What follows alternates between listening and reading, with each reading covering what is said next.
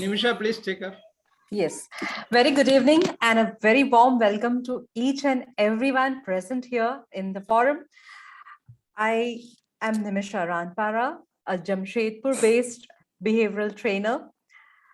From last 10 years, I have been imparting training, and I have really experienced that when an individual has this transition of, entering corporates from the campus, the kind of, confusion or a traumatic state at times they go through.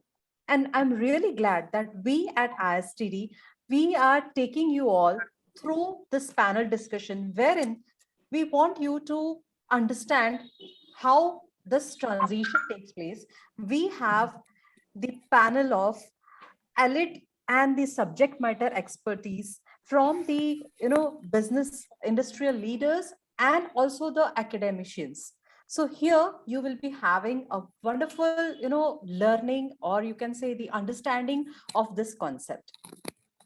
So to bring in more light about the theme, I request Mr. KURIEN Daniel to get the intro of the theme. So please do the intro. Thank you, Nimiisha. Can you hear me? Yeah. Yeah. Dear Dr. Nataraj, National President, all OB members, President Emeritus, past presidents, today's panelists, Sri Ranjan Kumar Mohapatra, Director Human Resources, Indian Oil Corporation Limited, Chairman Lenga IOC PLC, Chairman Indian Oil Mauritius Limited, and President IFDO. Sri Hari Govind Thilak, Senior HR Director, LM Wind Power India at GE in Renewable Energy. Dr. Mehul Thakkar, presently serving as Associate Professor in HRM and University Placement and Counseling Head at Navsari Agriculture University and renowned international speaker. Professor Dr. Vinita Sahay, Director IIM Bodh Gaya. Moderator Dr. Kiranmai Datt, Head of HR, Western Digital India and Board Member United Way, Hyderabad for Impact Organization. Event Coordinator Ms. Nimiisha Ranpara, HR Consultant, Member ISTD Jamshedpur Chapter. NC members, ISTD members, and all other participants. I will be repeating few statements made during panel discussion series 1 held on 22nd October 2021, series 2 held on 19th November 2021, and series 3 held on 17th December 2021 for the benefit of new participants. ISTD is revisiting our punchline, ISTD helping people to grow. ISTD is organizing various programs for the enrichment of the members and the society at large. All the programs are of relevant theme and useful for all generations. We have learned from experience that most of the students who passed with engineering or MBA are not getting placement because they are not compatible with industry or corporate requirements. Hence, ISTD has decided to help academic institutions and corporates by designing and implementing customized training capsules of 30 to 50 hours duration. For a detailed study of the situation, we are conducting a series of panel discussion started on 22nd October 2021, involving experts from management institutes, engineering colleges, and institutes to shoulder with ISTD. Gist of the discussion shall be finalized to enable us to design various capsules under campus to corporate. ISTD faculty will be facilitating this same during the MBA or engineering final year with no additional cost to students or institutions. We will encourage the beneficiary corporates to sponsor this course through their CSR funding. We shall involve the concerned corporates in designing customized capsule too. ISTD will offer certificates for all participants, and list of successful students shall be forwarded to sponsored corporates. Corporates will be benefited in getting trained candidates ready to be on board. Our discussion will be analyzed based on government's new education policy to arrive at a profound solution satisfying both academia and corporates as far as possible. Points evolved out of earlier panel discussion include status change from campus to corporate, needs orientation, seniors helping them by holding the ladder of their career, constructive interest of new joining, constant interaction with the new corners, considering training people as part of nation building, ability to see and accept different perceptions, organizations fighting for best talents, learning agility and digital mindset, colleges making students to understand the changes in the corporate world, ability to communicate well, profiling of students and helping them to learn according to their ability, maintaining accreditation and quality, focus on the missing link of school, college, more handholding by corporate to graduate schools, NEP insisting for parenting change makers, NEP ensure educating the last mile, etc. You may visit ISTD YouTube pages and listen to the recording. Let us discuss more on this theme, which is the need of the hour. Wishing you all an active participation. Jai Hind. That was really wonderful, sir. And you have briefed the concepts of ISTD in a wonderful format, very understandable. Thank you so much for enlightening us with those concepts. Now, as we move forward with this program, it really takes me through my college days when I had so many things in my mind to do as an ambition. But I always felt कि काश कोई mentor होता, काश कोई मुझे बताता कि कैसे आगे बढ़ना है और आगे क्या करना है, kind of thing. And now, when we are in this era, this pandemic has proved a boon at some point of time. Here, when we have this panel discussion, which is reachable to so many people, I wish 20 साल पहले भी ऐसा कुछ होता that we would have been the part of this kind of panel discussion, जिससे कि we would have been, got the inputs in regards to what we can do further, how we can enhance our skills and get into the corporates with more efficiency. Well, it's really good that this millennials, or you can say now we are privileged that with this concept of online sessions, panel discussions and all, we are able to get inputs with the industrial leaders, with the successful people. And for sure, today, the pool of panelists that we have today, my God, when I was going through everybody's profile, I was like, wow. And I got the privilege of introducing them. So let me take you all step by step in introducing this panelist. The first one, Shri Ranjan Kumar Mohapatra. Mr. Ranjan Kumar Mohapatra is the Director, Human Resource in Indian Oil.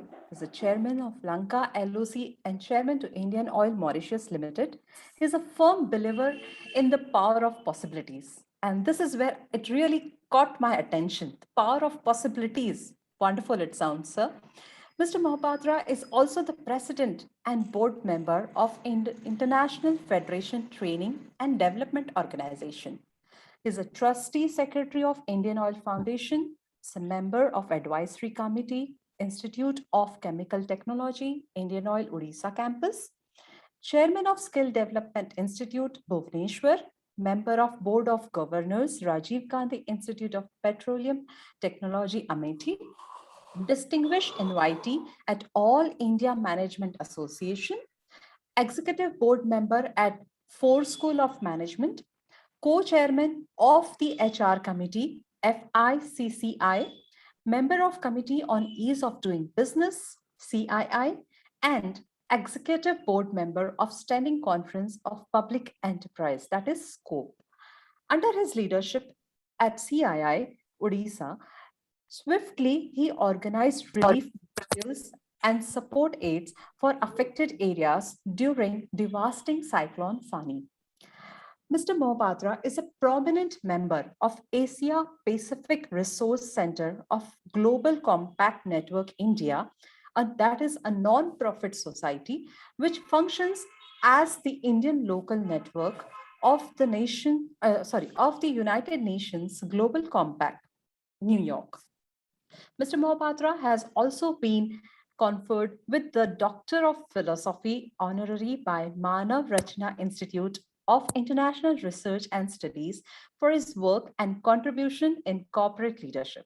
It's really a privilege to have you on the panel discussion, sir. Welcome. The next one.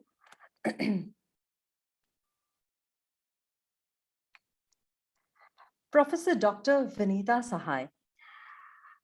I really feel proud to introduce her because she is the second woman in the country appointed by Government of India to head IIM Bodh Gaya, which she joined as founder director. Prior to joining IIM Bodh Gaya, she was professor of marketing at IIM Raipur and worked at different capacity as chairman for international relations, chairman for doctoral programs, and chairperson for students affairs.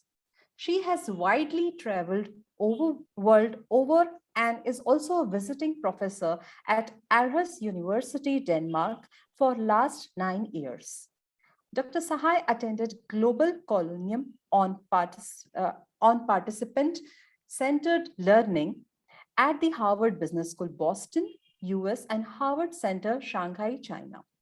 She also participated in developing leadership, governance, and management in higher education program conducted by Leadership Foundation for Higher Education and UKIERI in Birmingham, UK. She is member of Board of Management Studies, AICTE, and also chairperson in several committees constituted by UGC. With about 26 years of experience, she has published and presented a large number of research papers in international, national journals, conferences, and book chapters as well. She has organized 3 large international conferences and edited 5 books. That's so awesome. Like, ma'am, it's like so impressive to have you here. And I really look forward to have lot of understanding with your thoughts about this concept. Welcome to the panels, ma'am. The next one.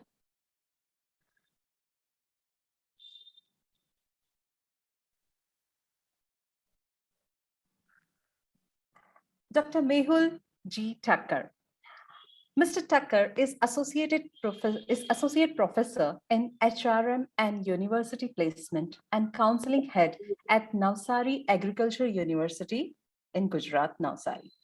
He has 12 gold medals, 12 state, 21 national, and 12 international awards, which he has won as a trainer, academician, researcher, and counselor. That's so wonderful achievement, sir. Served as the keynote speaker, lead speaker, resource person in international, national, and state level conferences. He conducted 1,100 plus training programs and sessions. He trained and inspired more than 5 lakh people. He contributed to 550 plus organizations. And I'm sure the data has been increased till now. Widely known for his innovative approaches to teaching and training, he is a recognized accredited management teacher in HRM with focus on training and development, behavioral science, and life skills by the AIMA New Delhi. He is also certified management teacher from the prestigious Asian School of Business Management, Bhubaneswar, Odisha. Being a vicarious researcher with 95 plus research publications at the national and international level, he has won the Best Research Paper Award 10 times, 7 times at the international level, and thrice at the national level. Based on benchmark quality of doctoral research, PhD in HRD, he was also configured the most coveted and prestigious Best PhD Thesis Jury Commendation Award at the national level. He is also serving as the International Advisory Board member of the most trusted journal indexing and citation analysis database, SCOPE, and as the editorial board member and reviewer of 7 prestigious international journals. It's really wonderful to have you as a panelist today, sir. Welcome to the program. The next one. Here we have Mr. Hari Govinda Thilak from GE. He is passionate HR professional with more than 25 years of industry experience and has assumed various roles in HR with increasing leadership responsibilities covering manufacturing, IT, and engineering organizations. After completing his post-graduation in social work, he started as management trainee in HR in 1994 with Tractors and Farm Equipment Limited. Subsequently, he moved to Madras Cements, EID Perry, and Hexaware Technologies in different roles in HR and currently with General Electric Bangalore from July 2017 as a Senior HR Director, LM Wind, India, which is a part of GE Renewable Businesses. Over the last 2 decades, Mr. Thilak has managed specialized roles in talent acquisition, talent engagement, HR operations, compensation and benefits, rewards and recognitions, campus relationships, employee communication, and HRIT. For sure, we are going to have a lot of learning from you as well, sir. Welcome to the program. Next one, please.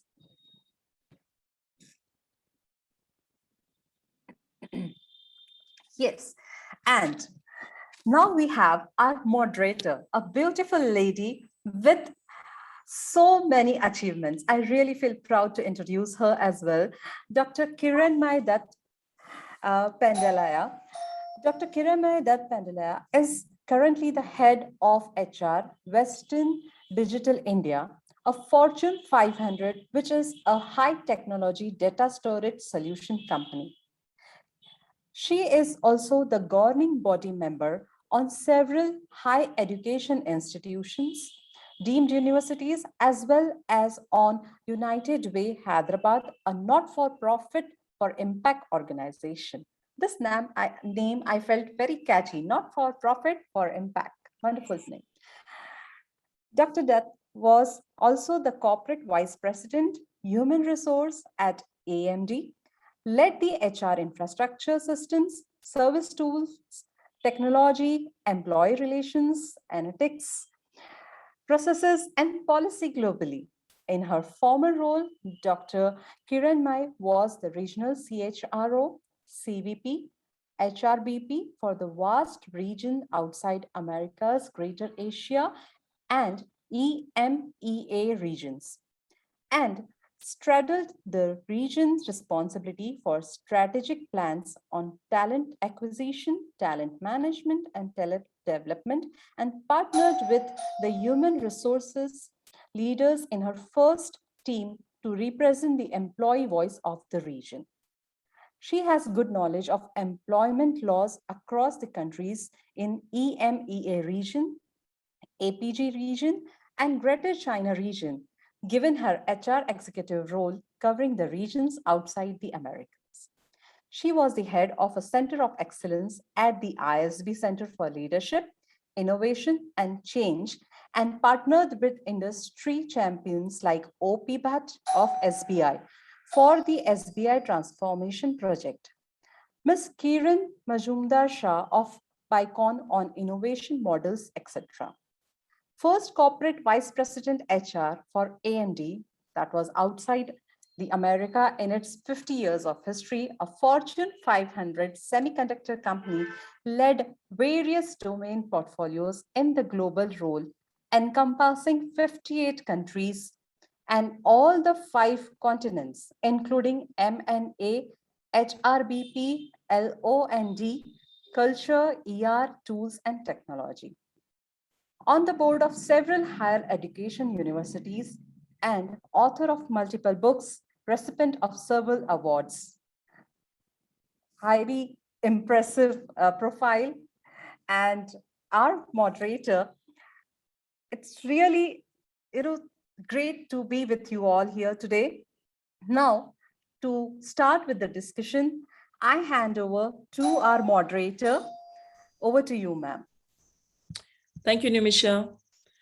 Good evening, everyone. I know ISTDians across the country and Dr. Nataraj, the National President, and Dr. KURIEN Daniel, the National Vice President. Thank you for organizing this series where we continue to dialogue and understand how do we bring in these bubbling, energetic millennials into the workforce from the academic institutions into the corporates.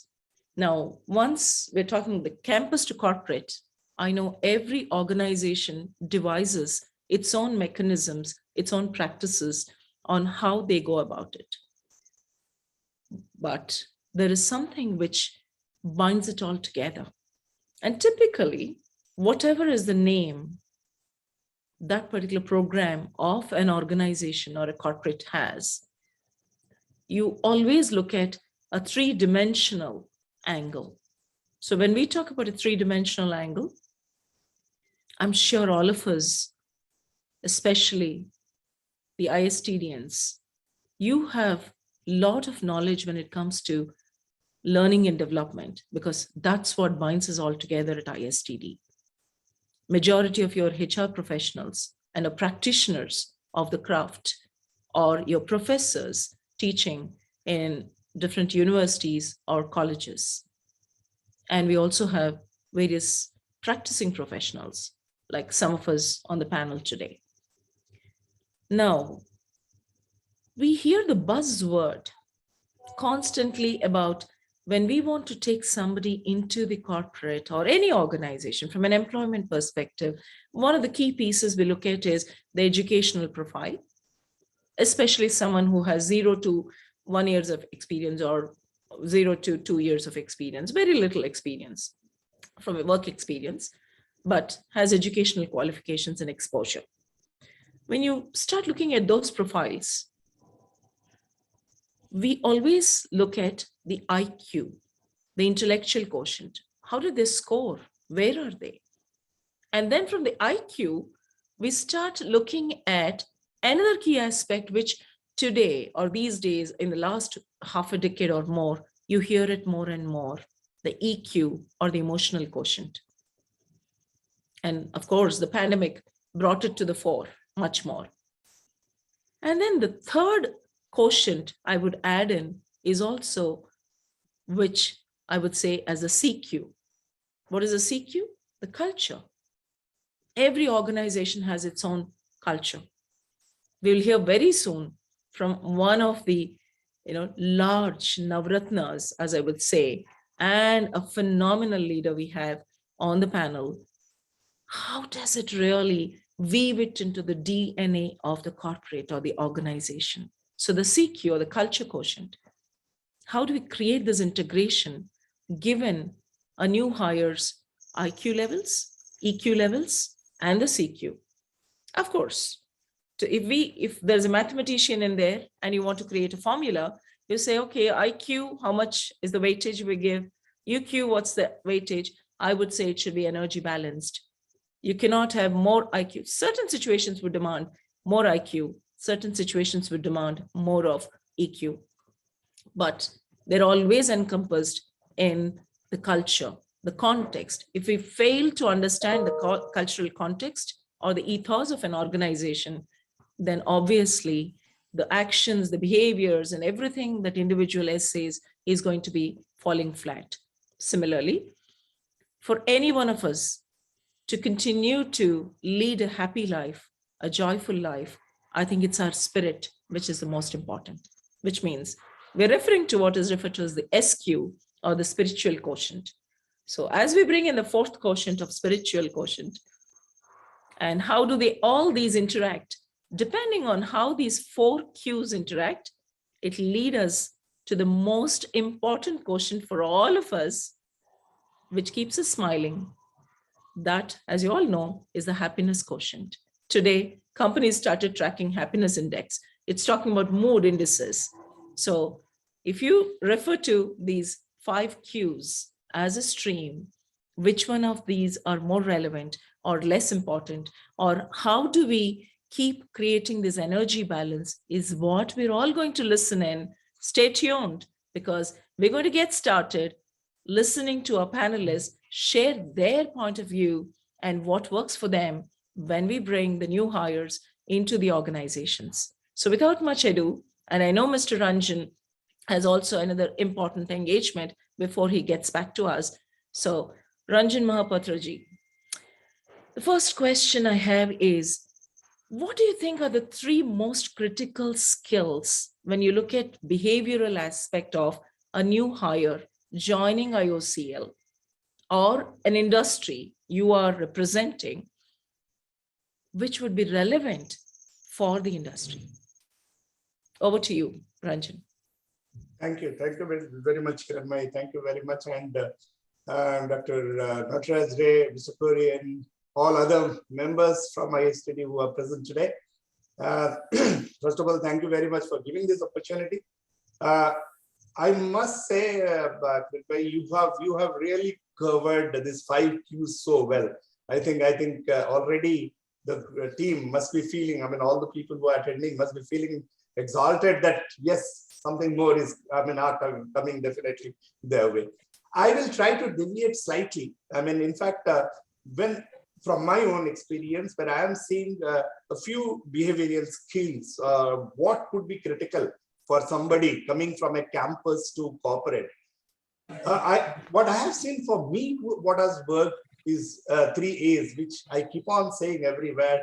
These 3 A's have really made it for me, and it can make it for everybody, both professionally as well as personally. So this COVID time, I must say that it has become more pronounced. So what are those 3 A's? Agility, adaptability, and alignment. These are the 3 pillars which I feel are extremely essential for people, anybody, whoever is at whatever level, to really succeed and to adapt or to come into the new life from a campus to corporate. Let me just very quickly talk about it. I think let me start with adaptability. Let me just begin quickly with adaptability. We all know by nature we are very averse to change. I think this is very much. If I'm sitting in this position, I would not like to move my position, and it's always. And when there is a change from campus to corporate, obviously it's a huge change happening for somebody. I mean, we all know that from a go-lucky attitude or go-lucky environment, we are coming into something. So this is where adaptability comes in, where I think we do not know. I mean, we are not anticipating the outcome, but we have to, we know one thing, that if you don't change, then it could be more riskier. It will be more riskier. So that is how this paradox definitely puts us into some of fear in all those quotient that you talked of. A lot of FQ also comes in, fear quotient also comes in. So one has to see that they have to be adaptable, and that is one behavioral skill I would urge every person, whoever is listening, if he is in campus, must be adaptable. They must know it is extremely essential to be adaptable. It could have many dimensions. So look at it. Can ISTD, can Mr. KURIEN, earlier would have thought of having a Zoom meeting for such type of things. I would have been personally there. People who would have been there. But again, numbers would have been, that number would have been only, let's say 30 or 40, not this 200 that we have at the time. See, both the sides, because we are adaptable to this, now we are seeing a different dimension. Next is agility. Agility, for me, refers to the pace of adaptability. You have to be nimble-footed. You have to be agile. If you want to survive, we all have seen all those companies. I think there was a study by Deloitte, which was produced. It says the companies which were agile survived, and they can. I mean, that has to come in the mindset of our people. If adaptability is the velocity, then agility becomes the acceleration and that pace. And the bottom of it, people have to align. That is where I say, even in personal form, everybody has to understand this. We have aligned. We must align to the personal purpose, my purpose. We must align to the purpose of the organization. We must align to the purpose of the nation as well, and overall purpose of the society.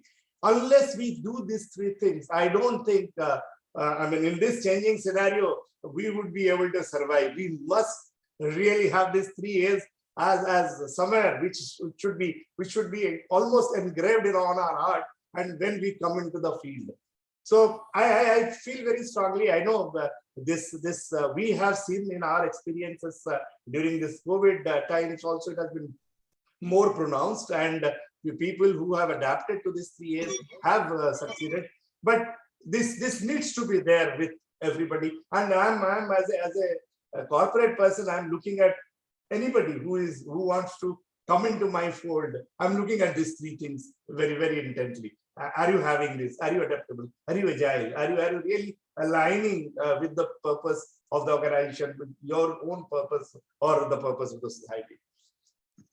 Awesome. I love the 3 aces you have, started off with, because it's almost like serving the ace and, there is no one who's going to take it. So in tennis language, thank you so much, Ranjan. That really, kickstarts our conversation in terms of what does agility, adaptability, and alignment really mean. I'm reminded of what we normally speak, when we talk about how do you build trust with any other.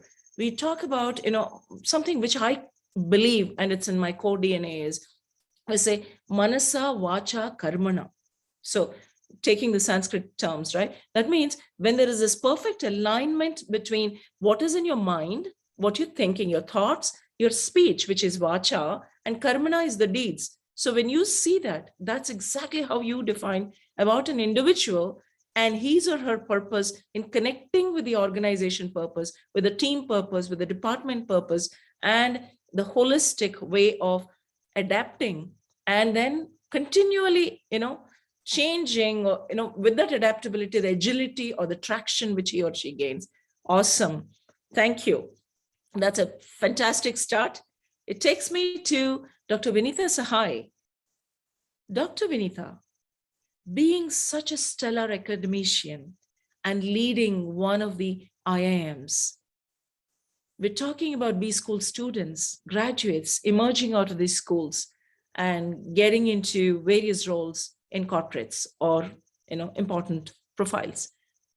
Do you think EQ is more important than IQ when it comes to spending time in corporate life?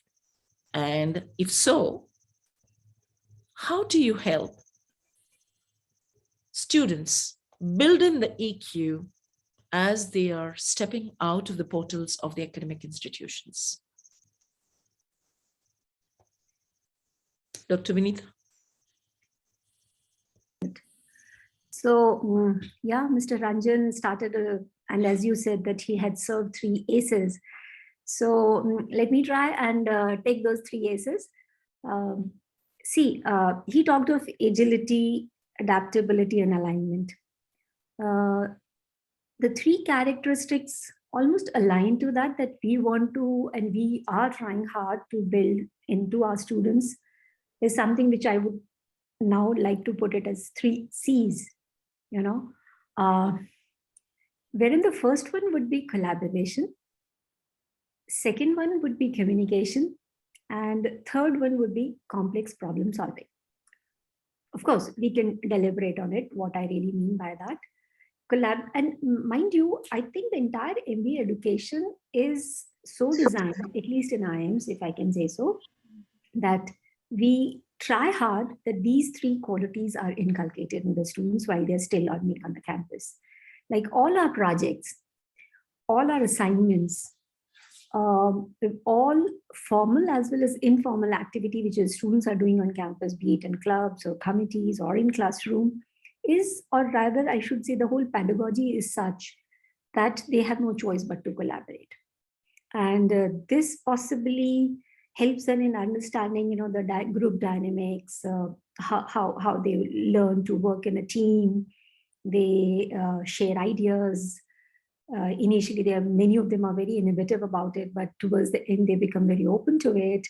So all that, they help each other in finding a solution. So this collaboration is a big way in which we try to address how we can make them a little more emotionally intelligent. Second aspect, of course, is communication. Look across, I think all reports where they say that which are the most key qualities needed to be successful, not just as a professional, but even to be in a personal front, is communication. And when I say communication, we try to look after not just the verbal, but also the non-verbal. And of course, within the verbal, we try and stress both in the written and the spoken. So a lot of curriculum, a lot of pedagogy is involved around how do we help our students become better communicators. And thirdly, the entire case method teaching per se is such that, like I keep telling my students, if in an MBA course, you're going through 200 cases, so basically you are making 200 decisions, because case studies are devised such way that there would always be some decision dilemma, or there would be some decision point which they have to take, or some complex problem which they have to solve. And all again that would require, because the problem is complex, possibly initially they find it very difficult to do it on their own. And then they again, form groups and teams and crack it, as they call it. So I think these 3 C's for sure help them become the 3 A's that the industry demands, that is agile and adaptable, and of course in alignment. And also, if I specifically answer your question about EQ per se, see, how I look at it is emotional intelligence is more about becoming more, it's a kind of a heightened awareness of your own emotions and the emotions of others. So if you're an emotionally intelligent person, you would be more sensitive to how others, how your decisions affect others, how your words affect others. So an emotionally intelligent leader would not be abrasive, will try and take along the team and all those things. Otherwise, these days, it's very common to also find people who are technically very competent, but they would be poor listeners. They would have little sensitivity. So all those are definitely, all these things do lead to problems in their life. Now, question is, how do we help them, help our students to become emotionally also a little more intelligent? Herein, first of all, on a personal level, we try and help them come to terms with their own emotions. This is something which I feel is not being addressed enough in school. So, unfortunately, they come to us pretty much grown up and formed, as they call it, because we only deal in tertiary education. But nevertheless, whatever little windows available to us, we try to show them their own emotions. And once they learn, they first become aware of it, and then they even accept it. So that really helps the students. I've seen it personally. Then one more thing, which is we encourage through various ways, is very active listening. Because entire school teaching is so that the whole emphasis is on speaking. School, like even if it was a very young kid, we say, baby, go and sing a poem, tell a, recite something, it's always on speaking. The more you speak, the more, you have knowledge. So here we first time tell them that, okay, please listen. So some active listening is taught to them, if I can use the word. Then there's another thing which we do with them is perspective building, which case study also help us in big time. We give them alternative scenarios, because there are no fixed answers. Because if they are fixed, then agility doesn't happen, no? So this whole perspective building also is another way in which we try to make our students more emotional intelligent. And specifically, if you're asking about my school, very early in 2018, we chose the value mindfulness. When the whole business world is all about to do, decades and decades of doing, whether it is just in time, Six Sigma, everything was around doing. We tried and we are trying to change the conversation, at least in IIMS. We're talking about to be. So the entire focus of my organization is based on one word, which we call it as mindfulness. So mindfulness is another way they feel we can help our students to become much more emotional intelligent. Awesome. Awesome, Dr. Vinita. I think you've also given us beautiful illustrative examples of how you weave in that emotional intelligence into students. You talked about the case study, you talked about the scenario building, you talked about the options, and most importantly, you brought in the 3 C's, right? Because you said these are the 3 C's which will help them really demonstrate the 3 A's which Ranjan talked about. So really beautiful. Thank you so much. That brings me to the next question. And our panelist is Thilak. Hey, Thilak, given the renewable energy industry you're part of, and GE, that's a huge phenomenon by itself. Do we hear the buzzword attitude over aptitude when we are hiring in a corporate scenario today? How would you relate to the 3 A's served by your co-panelist, and of course the 3 C's and the learning teaching methodology, which has totally shifted and put the learner in the center and also help them build their emotional intelligence? So over to you, Thilak. Thank you. Kiranmai, can you hear me? Yes. Perfect. So thanks to the ISTD for pulling me in, and I don't want to be doing too much of thanksgiving rather than getting into the topic directly. So I probably want to keep it very simple. I know probably what Ranjan said and what Vinita said was very relevant. I have 2-3 perspectives which I would want to share, and you will have an answer at the end in terms of why I'm saying this, Kiranmai. I was a little worried when Ranjan started about 3 A's because I also had 3 A's. But fortunately, one of the A's was common. The remaining 2 which I had was very different.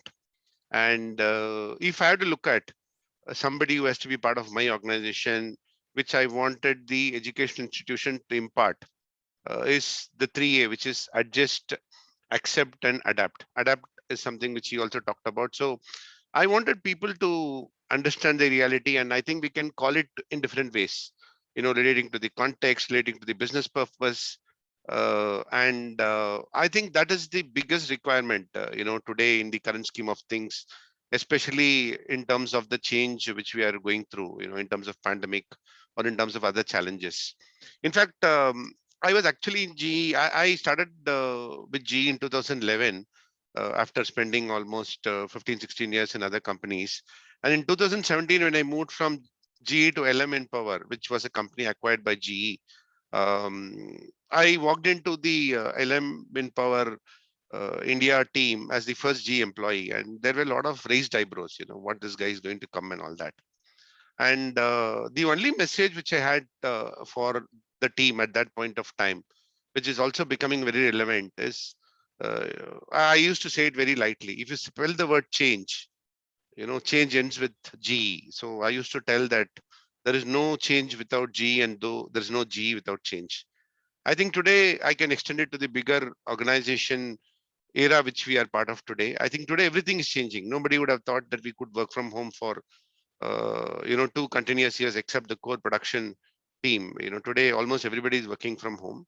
And I think this is another mindset in terms of how relevant it is for people to accept, adjust, and adapt to the change, which is becoming a way of life. That'll be my expectation. And I'll actually relate to two stories, not story in a big way, but two real life examples, which also has a lot of context to what we are talking, especially for people who are moving from academics to corporate. I'm sure all of you would have heard about Steve Waugh. And Steve Waugh would actually, after his retirement, which is what most of the sportsmen do, did research around his career, and he started writing his autobiography. And I was told he did not title the autobiography. He went into writing his autobiography. And at the end of writing it, he realized that his track record when he was playing for Australia outside Australia was better than when he was playing for Australia inside Australia. So he actually gave a very unique inference to this history or his performance in terms of batting or bowling. He realized saying, when I'm out of my comfort zone, so probably when I'm playing in India, 50,000 people, 60,000 people, I'm in a lot of pressure because the entire crowd is against me. But my best comes when I'm out of the comfort zone, whereas that's not the case when I'm playing for Australia.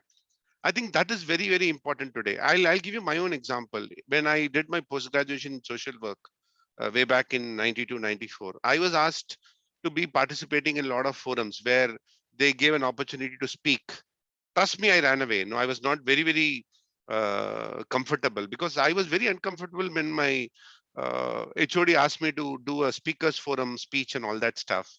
And when I joined my first company, the first job given to me was to go and inaugurate a training program and come back. I said, I can do everything under the sun, but I cannot go and speak in front of people. But my manager, my first manager and the best manager in my career said, you don't have a choice. Probably helped me to navigate how I can overcome that limitation which I had when I started my career. But I think it is important for the youngsters, the current generation, to come out of the comfort zone. It actually paints them. It actually needs some bit of preparedness, but it pays dividends. So in addition to what I said on the 3 A's, then the change piece, this is one thing which is very relevant, which is coming out of the comfort zone. Today, nothing is for granted. You don't get anything free of cost. So you need to earn your bread, you need to earn your butter every day. So this is very relevant. And the last one is, there used to be a famous quote saying opportunity knocks only once. Today, I don't think opportunity is knocking anybody's door. If you are in Chennai, opportunity is somewhere in Bangalore. If you don't pick up, somebody goes running and picking it up. So I think we are in a world of competition. We are in a world of opportunities. The other important attribute which I look for, or which I feel which is very relevant for somebody who's transitioning from campus to corporate, is look at the opportunities available, pick up wherever they can make an impression, and then prove a worth. I'm reminded of this famous Bill Gates story. I'm sure you would have heard. I think when IBM in 1980s wanted to really do a lot of work on the software scheme of things, they approached this guy called Gary Kindle. You can probably Google and find out who it is. His name is Gary Kindle, Kindall. So when IBM approached him, Gary said, I had a lot of things to do. I have enough on my table. I don't have anything, any time to take up more than what I have. And then IBM was actually looking at a partner to work with them on their expansion. And ultimately, the person who picked it up was Bill Gates. And today, how many of us remember Gary Kindle? We probably do some research to figure out who it is to do a session like this. But other than that, nobody remembers him, and we all remember Bill Gates. So I think if I have to relate to your question, I know I am not giving a direct answer, Kiranmai, but if you have to relate to the question you asked, these are certain things which becomes very relevant, and all these things are relevant to the attitude and aptitude piece which you talked about. At the end of the day, in GE, or at least in all the companies where I worked, we always believe that competency, a technical competency, is something which you can always impart somebody. But you cannot give somebody a liter of attitude saying, please drink and become positive from tomorrow onwards. I think it is the thinking process which results in behavior, and the behavior which results in attitude. It works both ways.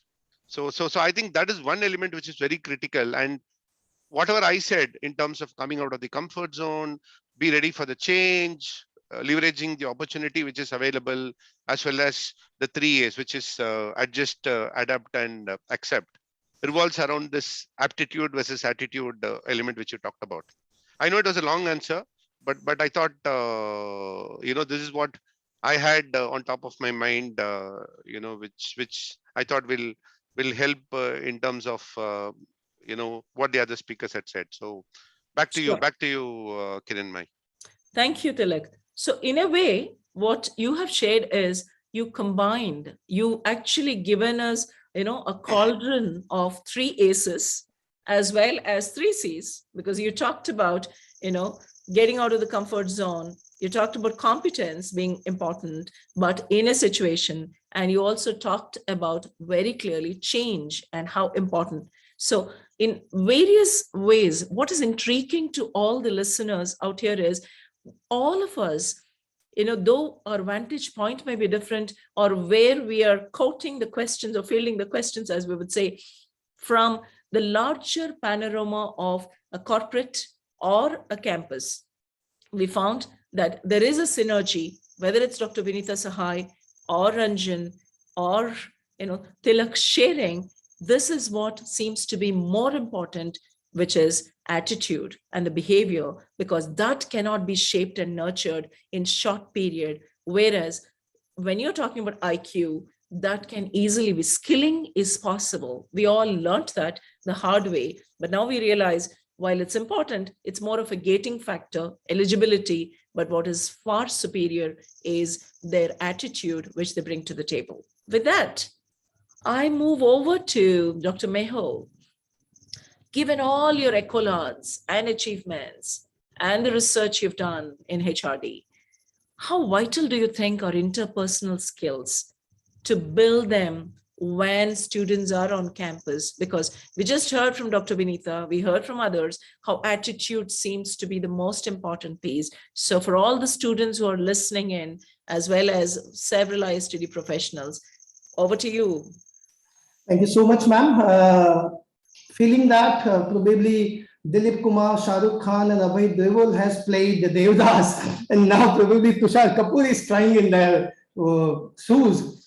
But still, being the youngest in terms of age, experience and maturity compared to the veteran panelist, I would say that interpersonal skills is one of the essential prerequisites that these youth should develop, because when they are into the campus of academic institutes, it is under protected and pampered environment. They have their known ones, whether they are friends or teachers. But when they really step out to the corporate world, today workplaces are more or less cosmopolitan in nature. You can have enough diversity at the workplace. And corporates really look out to feel the essence of India, that is unity in diversity. So unless and until these people have interpersonal skills, they cannot gel well with their colleagues at the workplace. Individually, they might be brilliant, but unless and until they are able to harness their competencies with each other, they would be useless for the corporates in today's times. Because corporates increasingly expect them to work as a part of team, committees, and task forces, wherein interpersonal skills will definitely help them out to understand each other's emotions. As Vinita ma'am rightly pointed out, that they should have not sympathy, but they should move from sympathy to empathy, looking at the situation from others' angle, because getting selected in a campus interview is a different thing, and then staying at the corporate and growing in that position requires a lot of interpersonal skills, because you need to build rapport, you need to build healthy and cordial relations at the workplace also. That's why today's corporate typically look out for people, they do not look out for candidates who are they do not emphasize on personality role fit, they emphasize on personality culture fit. So they really look out for candidates who can fit into not a specific role like a pigeonhole, but who can fit out into the entire culture of the particular organization. So interpersonal skills, and there are different ways and means through which academic institutions try a lot to inculcate and develop these skills among their students. Even the statutory bodies like UGC, AICTE, ICAR, and several other statutory bodies keep on insisting on avoiding inbreeding in terms of even intake of students as well as intake of faculties also. And I proudly state that our Navsari Agricultural University, we have 25% students from different states of India. We have diverse group of students, and even more than 70% of our faculties are non-Gujarati people. So these can definitely help them to understand, because ultimately it's walk the talk and talk the walk. If they see their faculties from different culture with different backgrounds gelling well with each other, then definitely they will learn it firsthand that they are not only preaching us the importance of interpersonal skills, but even they are practicing the same. So without interpersonal skills, I personally feel that they may get selected in the campus interview, but they will not be able to have a long-term career, and that too, they would not be able to progress ahead in their career. Because maintaining cool, calm, and composed situation all the time is possible only when you understand each other at the workplace. And in typical Bollywood style, if I say, you should avoid hum hai, baki sab pani kam hai. No, you should believe you are the best, but even rest can be the best. So with this, interpersonal skills definitely needs to be developed in the budding technocrats or budding managers, whosoever is becoming ready to face the corporate houses. Thank you so much. Thank you. Thank you, Dr. Mehul. You have again served a salvo, clearly talking about, how you integrate, and you brought in the Bollywood to make it very interesting to our listeners. Dr. Vinita, this is a nice segue for me, what Dr. Mehul brought in terms of culture and alignment. So we talked about how IIM Bodh Gaya, you have been instrumental about bringing in mindfulness as one of the most important ways of looking at preparing the student or looking at life. Now, having said that, the case studies and various scenarios you offer to the students, we talk about different kinds of organizations. There's no one size fits all, as we say. Similarly, there is no one organization all these students are gearing to go. There is products, there is services, there is Indian, there is multinational, and there is a matrix, structures. So how do you help students really prepare their mindset mindfully to be geared for what we refer to as the culture of an organization they will be joining in? Because there are plethora of cultures, I would say, enmeshed in there. It could be hierarchical, it could be egalitarian. So how do we prepare them? Very curious, Dr. Vinita. See, two things to look at it. You talked about various types of culture prevailing in different kinds of organization, be it an Indian or a multinational or be it anything. See, what we in our school or as academicians we do is we equip our students with the basic tools, right? Like as I said, that there is enough in the curriculum to give them the IQ or analytical skills or domain related skills.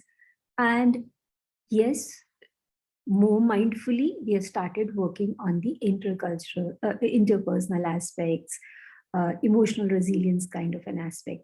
But having said it, what I would, as an academician, also tell to these ISTD people or HR community at large, that see, culture is something which is very specific to you. So be very, very conscious in terms of your own hiring, because we get a whole lot of students and you all are experienced enough to gauge, even during their personal interviews, what is the kind of values, beliefs that a particular student is carrying. And there at that point of time, yes, you can be a little more careful.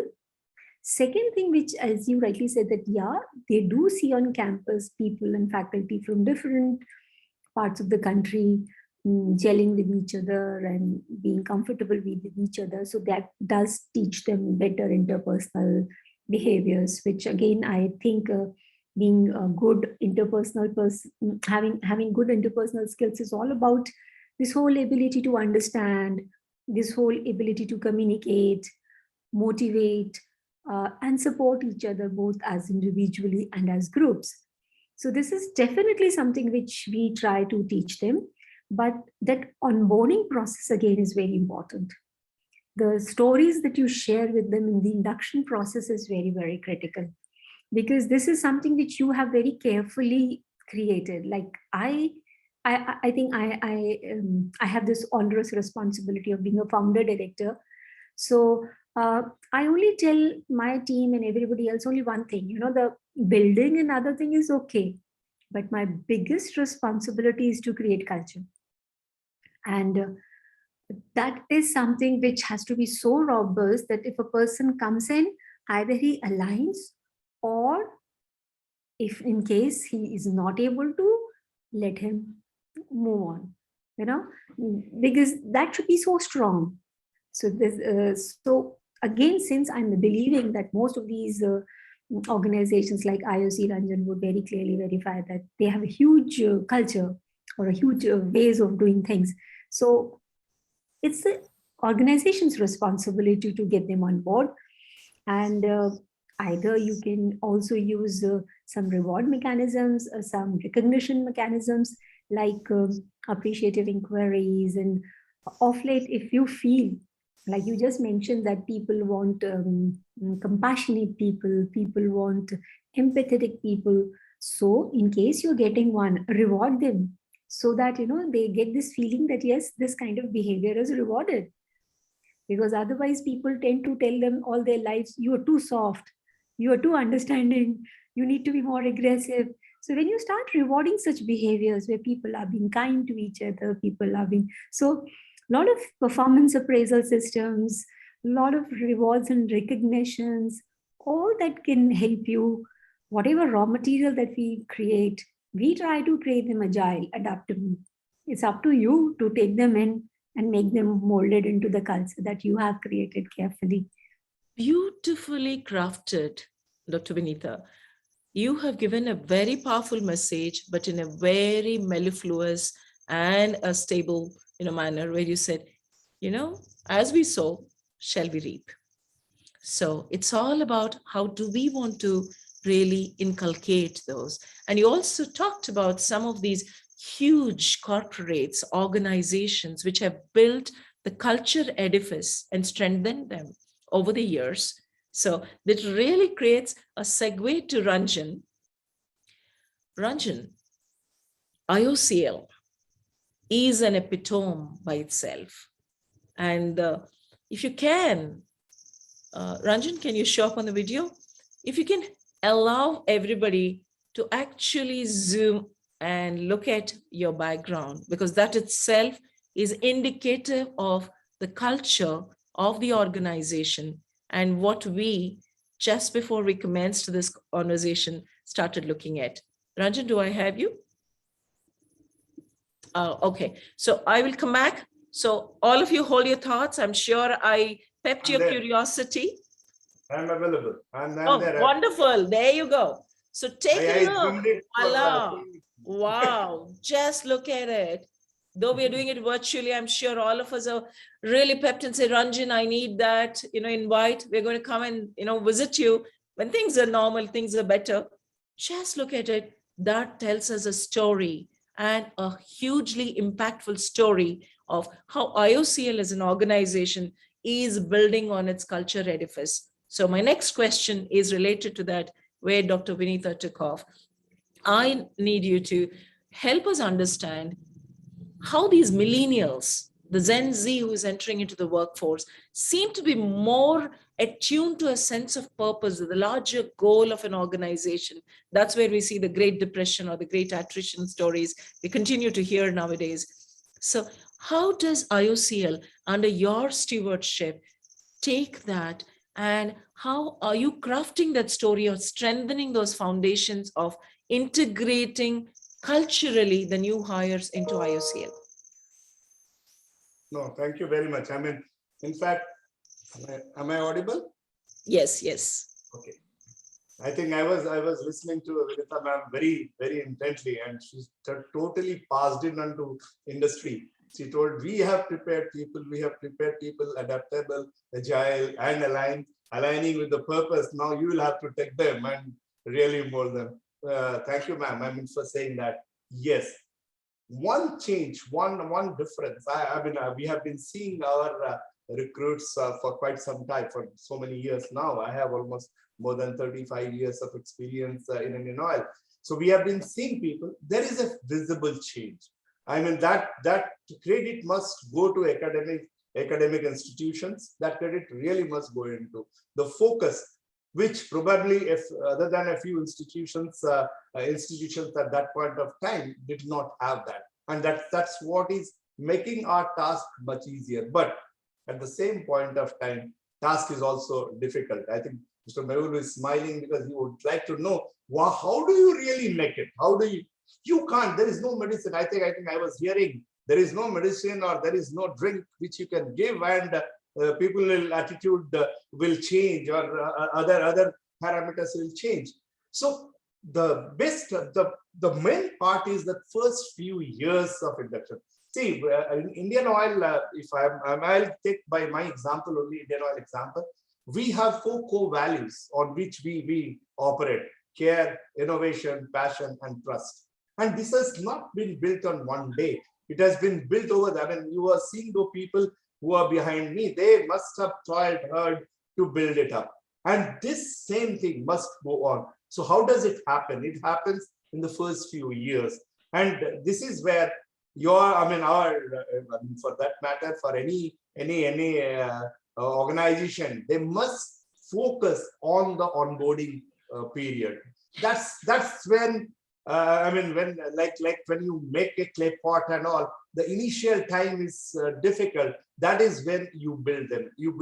And that's when you nurture them, you plant, water them, so that they come to the way you would like them to be.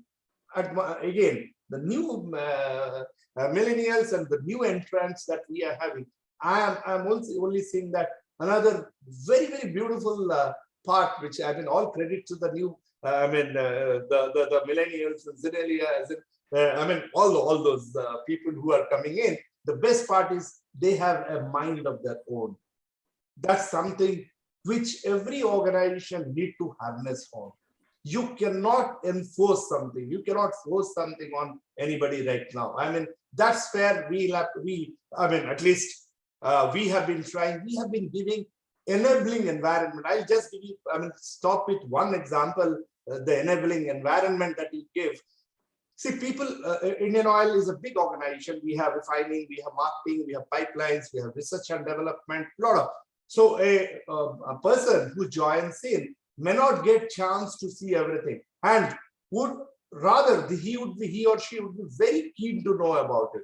We embarked upon and plus they should have also the technical competence. So with that, we embarked on a very ambitious program of giving e-learning to our people. Swadhyaya, we are calling it Swadhyaya, self-learning tool. We started it. We started on 1st September 2019.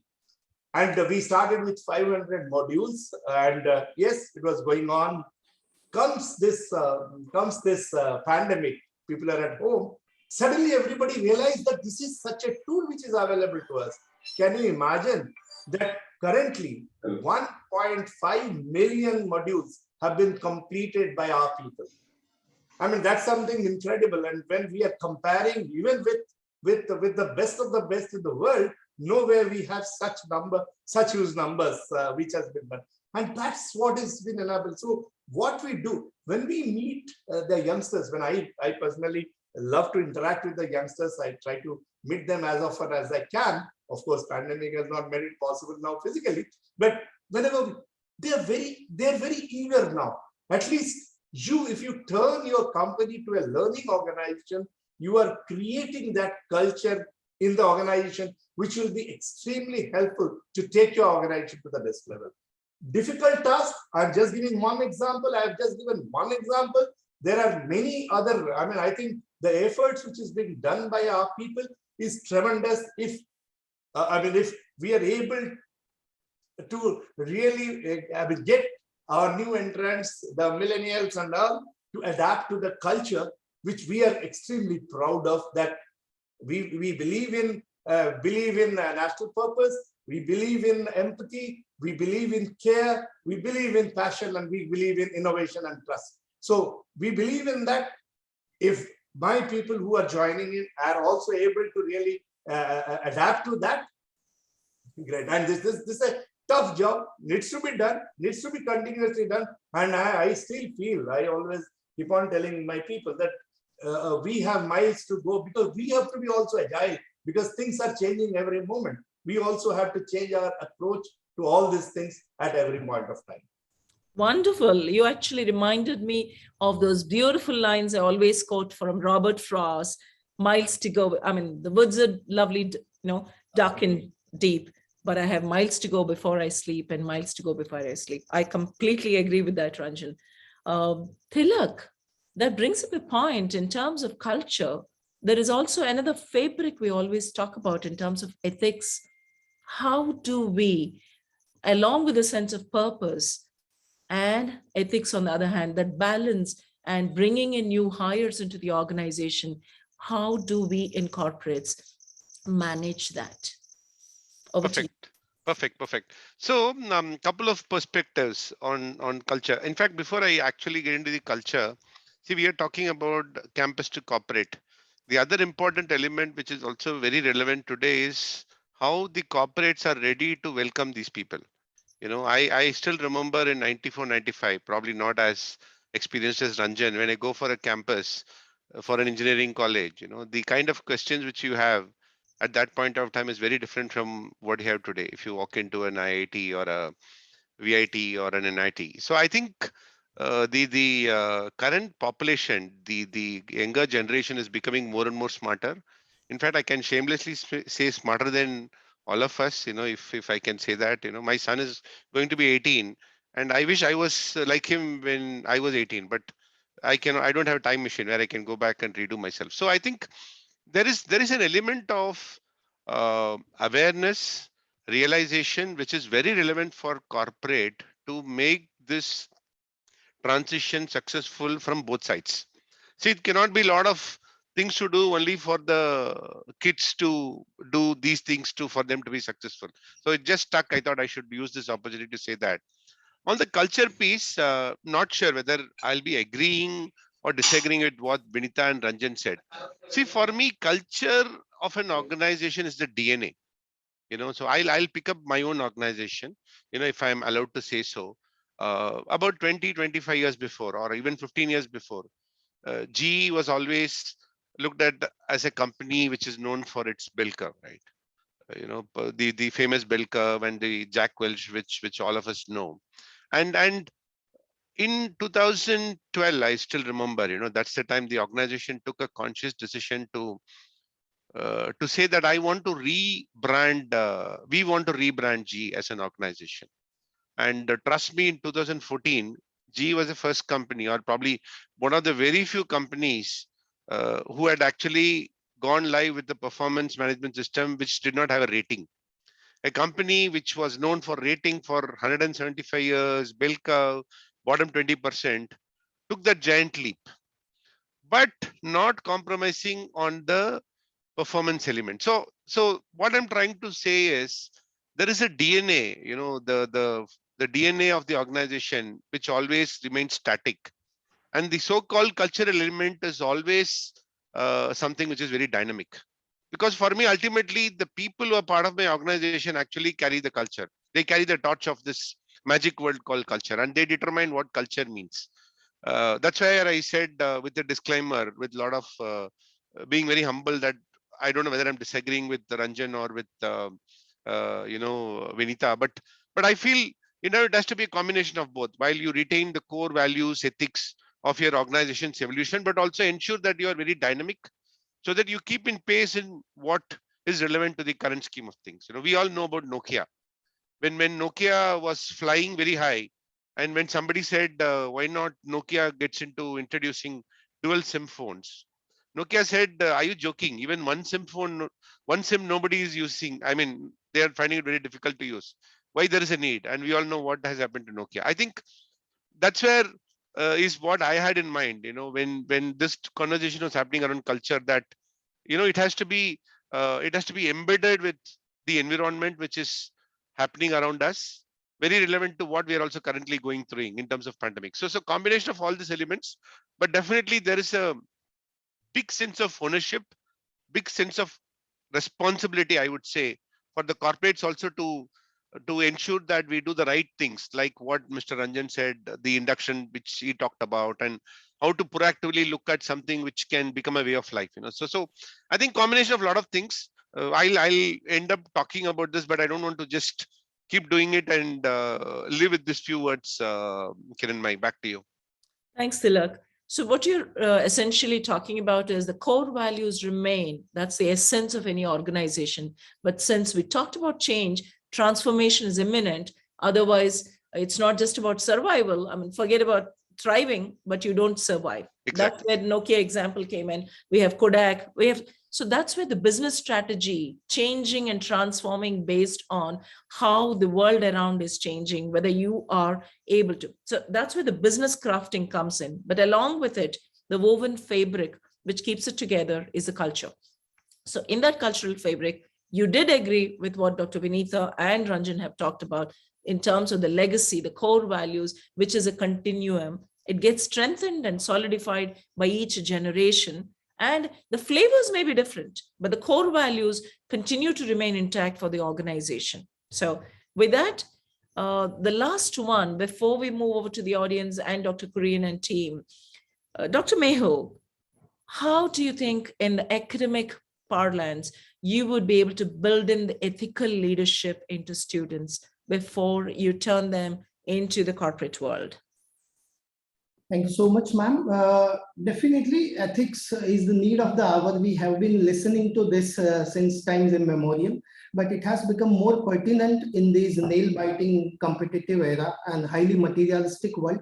Particularly, if I talk about my university setup, our students go to serve the farming community, the fathers of the nation. Most of them are marginal farmers. They may not be well educated enough.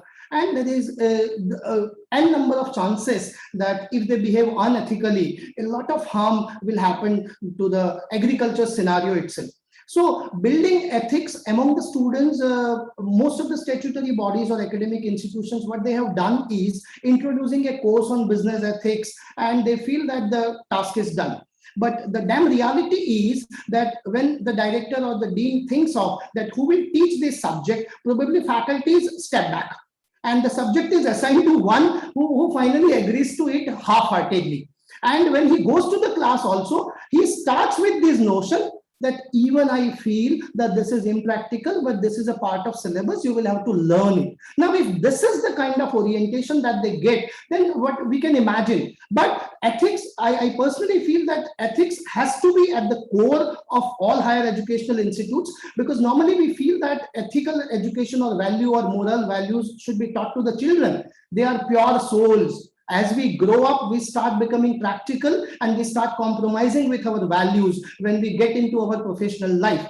So, but ethics and values cannot be taught, they are rather caught. So you need to practice it, walk the talk and talk the walk. Whatever norms you set in, if we talk about academic institutes, whether we talk about attendance norms or examination norms or any other norms, we will have to achieve its compliance in toto. There should be zero tolerance policy in academic institutes, and your behavior should speak in tons and volumes to your students that what kind of ethics you are trying to see them, you are trying to inculcate amongst them. So just by teaching a course on ethics, the job is even not half done, because they will be taking it as the 12th science students take Sanskrit as a scoring subject. They don't know even a single word of Sanskrit and they score 95 of marks in that. So developing ethical orientation has to be at the core aspect, and merely by introducing a subject, the job is not done well. Very important, even there has to be a shift in the mindset of the teachers also. Normally we feel that ethics or values should be taught by those saints or those who are associated with temples or religious gurus. That is not the way to deal with the development of ethical values among the students, because ethics is definitely going to be a long-term strategy for any organization, whether it is business or academic. So, and that has to be talked about, because when it comes to placements also, quite a few times, maybe corporates, since they want marketing and sales guy, they feel that if we will become ethical, we will be gone out of the market. So they may not test it, but the purpose of real education has to be not to make them understand how to earn their livelihood, but even how to live their life. We should look at the higher purpose of education, and we should definitely try out to build that ethical orientation among the future citizens of our worthy nation. Thank you, Dr. Mehul. With that, I mean, we had such tremendous thoughts, which we're all swirling under. Whether it started with the 5 Qs, we're talking about various quotients, and then we went to the 3 Aces from Ranjan, and it brought us the 3 Cs from Dr. Vinita, and then the amalgamation of that by Thilak, and the total concept of ethics and how it needs to be handled towards the tail end by Dr. Mehul. So, if I can add to what Mehul was mentioning, actually, yes, you're right. Basically, ethics are an extension of, a person's conscience and moral behavior. True. Therefore, definitely it is learned through personal experiences and influences that person may have. But having said it, you're right that even we have, as an academic institutions, have a responsibility, and that perhaps explains that why, at least in better institutions like IIMs and all, ethics as a subject goes to the most veteran teacher, and it is done in a very what we call it as deliberation rather than teaching, where students are themselves shown scenarios where there are decision dilemmas, and the students and the discussion themselves create such situations where the students would realize their own, what we call it as, faulty rationalizations. So sometimes we tend to rationalize, no, this is fine. So then they realize, no, this is a faulty realization. They also get to know, they also get to hear the opposing views. They also, while doing so, they develop their own critical thinking as to what is right and wrong, and then embedded it with a lot of success stories around good ethical behaviors. And Beautiful. also some around punishing where there has been wrongs, whether it is enrons or satyams or wherever it is. Right. So we can only create a scenario where we showcase it to the students. See, if you talk long term, this is the way to go, and then we leave it to them to deliberate and think in their own head and come up with their own behavior and mindset. No, And one I more completely thing- agree. I completely agree with what Dr. Vinita is saying, because, and you also made this point, Dr. Mehul. You said they cannot be taught, they can only be got. That means that those ingredients have to be brought to them. They have to observe, they have to learn, they have to be provoked in terms of their thought process. So as long as academicians or the various institutions are able to enable that, I think then you have crafted the path for them. And as they come into or step into the corporates will take it forward. Now, Ma'am, having said that, yeah, go ahead. one point I would love to add, since 3 A's, 3 C's have been talked about, I would love to add 3 P's. That when it comes to developing ethical orientation, you should believe in 3 P's from the teachers end also, and from the institute or from the students end also. One is passion. That you should believe in yourself that it can be inculcated. Most of the time we start with that it is impractical. So you have to have passion. Then second is perfection. There is nothing like 99%. It has to be 100%. There has to be zero tolerance policy. And third is very, very important is patience. Patience really pays, and you should stay away from one more P, that is don't be practical. Do develop these ethical orientation. That's it, man. Thank you. Sure. Thank you, Dr. Mehul. So this actually wrapping up the whole thing, which is beautiful. And while I hand it over back to Dr. KURIEN and team, I'm reminded of a little story I came across. It's a real one. I was on the jury of India Reading Olympiad, and I was going through the nominations, and I came across a 6-year-old girl nomination. 6-year-old girl. And that's why I thought I will share it with you. This 6-year-old saw these, about the pandemic on the news.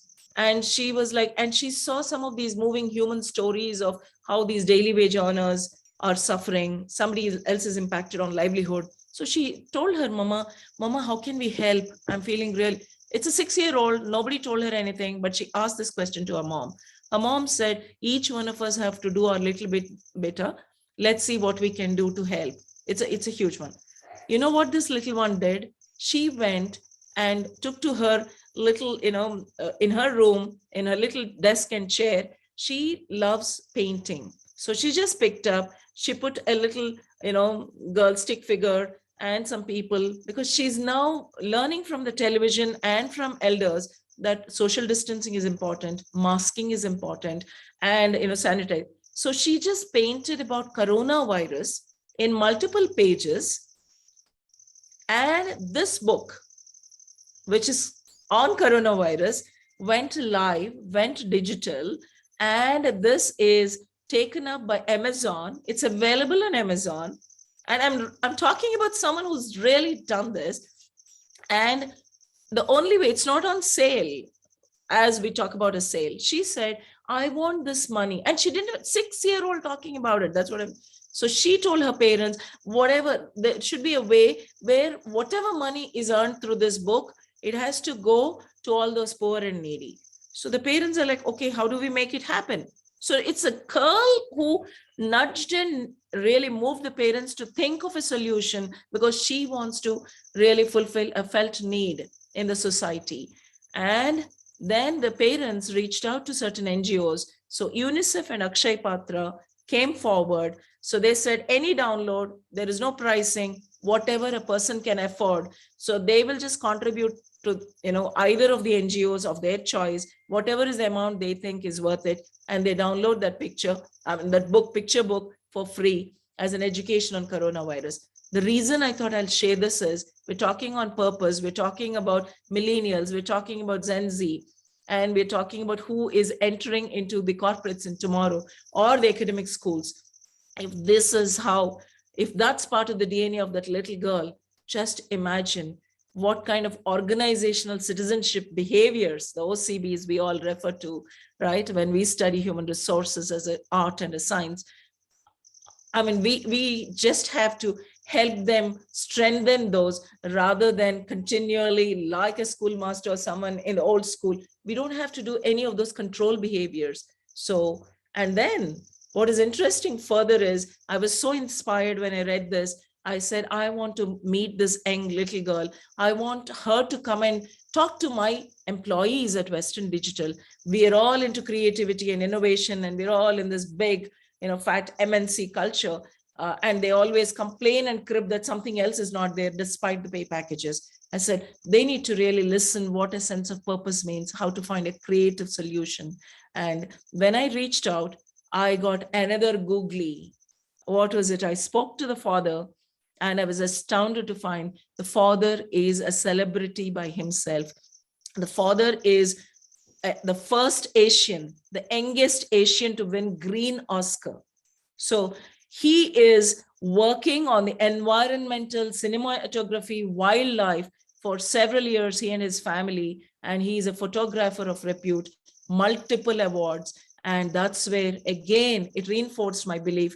It's the DNA. It's the values which stem from the family, from the ecosystem, from everyone around us, and how it continues to grow. So with that, Dr. KURIEN and team, over to you. Over to Nimiisha to handle Q&A session. Yes. And well, that was an awesome learning from all the panelists and for sure from our moderator as well. And so wonderfully you concluded, ma'am, with this story. And that's so enlightening for all of us. And the panelists, the way they, shared the requirements for what it takes from campus to corporate by just the simple method of putting it in different alphabets, 3 A's, 3 P's, and 3 C's and all. Wow. And that's so easy to remember as well. But I'm sure, as I have many questions to ask to you all, our participants here are also raising so many queries in the chat box as well. So let us have a small question and answer sessions. We'll take up one by one questions from the participants. Of course, we have limited time, so we'll be very quick in doing that. The participants now, I request to you all to raise your hand and ask the question one by one. As you raise your hand, I'll be calling your name. And with that, you can ask the question. You can ask the question to an individual panelist, or it could be an open question and it could be taken by any of the panelists. So, So yes, Govinda, you can unmute the person who want to ask. Yeah, so bolne ka deri tha, and we have the hands raised. So we have, first of all, Amit Shah. Yes, Amit, please unmute yourself. Yeah, am I audible, ma'am? Sure, perfectly. Yeah. Good evening, ma'am, all, and good evening, all the dignitaries online. Ma'am, I have one question for Dr. Mehul, sir, who taught me in a MBA, and right now I am a placement officer in MBA college. So I just need one help, or I can say one question to Vinita ma'am also. That ma'am, you are from the IIMs and like that B school, but we are from the tier 2 city, right? So nowadays we are facing one of the problem that students are not ready to enter in the class. They want to enter in college, but not enter into the class, and they want good placement as well. So I just need one, solution, or I can say the suggestion from you as well as from the Mehul sir as well. Which kind of the things that we can show them, because you said case studies and all these things, but in tier 2 city, which kind of the students that we are getting. So what are the innovative pedagogy tool that we can apply so that, we can solve this issue, right? So which kind of the banana that we can show them so that monkey can directly enter into the class? That's all. Thank you. Yeah, thank you, Amit, for that question. Yes, Dr. Mehul. Let Vinita ma'am start the ball rolling. So to start with, stop treating them as monkeys. Because if you treat them as monkeys, they'll become monkeys. So one is because there is a very clearly psychology has proved that there is something called self-fulfilling prophecy. If you keep calling somebody idiot, idiot, idiot, he actually starts behaving like one, and prove that you were right. Having said it, yes, it is not easy, especially post-pandemic, when people have got so used to, see, two reactions are coming from academic fraternity. Students are desperate to come back to campus, and yet students are loving the comfort of home as well. And if I can put it, the comfort of writing exams at home as well. So yes, industry like mine is grappling with it, but I'm so sure June onwards, we will have no such excuse of being inside the confines of the home. Now, coming back to your second question, that how do we get them in class? First of all, let me say it loud and clear somehow. And I will take what Kiranmai has said, that this generation is very, integration she talked about. Integration is in that vacha, like integration of thoughts, words, and deeds. Let me tell you, on integrity, this generation is far, far, far, far higher than us. I have always felt it, and some of you in industry has already, accepted it, that this generation is different. Like, when we did not like anything which our seniors said, we either kept quiet or we had a converter. So we only said the pleasant things. This generation is not like that. They will say it very upfront what they actually feel about the scenario. So if they're not coming to the class, they're very clearly saying it, sorry, we are not getting value. Simple as that. So the entire responsibility is on us. That how do we create enough engaging environment inside the classroom? How do we create a value which they themselves would value? And this value differs generations to generations, time to time. So this is what our responsibility is, that our learning pedagogy, this is how learning methods and the treatment which we give it to them. That should be inviting enough, engaging enough. Again, as I'll say, that end of the day, we have to tell that whether it is name, fame, money, higher placement, this is all end result. But there is a process through which they have to go. And we have to get them into that process. And yeah, it's easier said than done, but there's no way out. Like when I was giving responsibility to academicians that, okay, we are going to giving you good stuff, now craft them. Likewise, we should also be ready to take the responsibility onto us, that while they are with us, it's a completely our responsibility to create enough engagement, enough value for them. And let me tell you, recruiters, at least in IIMs, have started saying that they far more prefer tier 2 students. Tier 2 students in the sense, tier 2 cities. Because, whether it is a tier 2 institution or a tier 2 city, the fire in the belly is much higher there. Because they have yet to prove, they've yet to, the aspirations are much higher. Because today I was reading something very beautiful, that when the parents have it tough, or when the environment given is very tough, the kids really live up to it and prove themselves well. So in the city bred students or kids, the comfort level, because they're not really studying for bread and butter, while a tier 2 generation or tier 2 city would be still studying or working for the bread and butter, for the basic comforts. Like I work in Bihar. I know that in Bihar, every student studies much more because he knows that's the only way to change the orbit in life. That's the only way he can make something out of his life. So they've put in far more effort. So yeah, the lens with which we will see them is what they will become. So that's something which is needed from our side. Very well said. Very special, Vinita Sahay ma'am responded to adorable Amit. I would love to add that, see, these are digital age students. The moment they find that whatever you are giving them within 1 hour of class, they can just surf it and within 2 minutes they can have even more than that, then definitely they won't turn up to the class. So what kind of value addition they feel when they turn up to the class, that makes a real sense. Teachers should always make sure that the famous law of economics, diminishing marginal utility, should not apply to their sessions. They should have enough surprises. They should not become routine. They should realize the different learner styles, and they should integrate those things in developing adaptive teaching methodologies also. And otherwise, what happens normally, that the students have paid very hefty fees to enroll for a particular program. Why they won't turn up?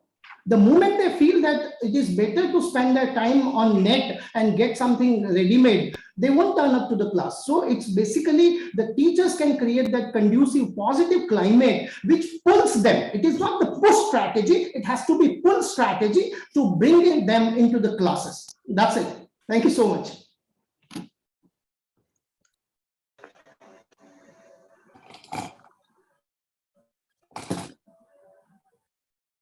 You're on mute, Nimiisha. Nimiisha ma'am, you are mute. Sorry.